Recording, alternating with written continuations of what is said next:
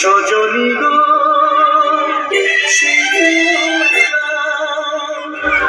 তোমায় পেতে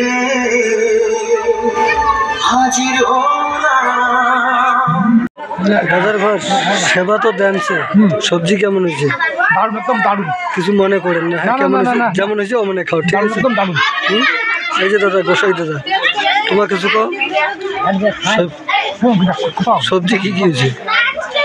হ্যাঁ, হয়েছে না?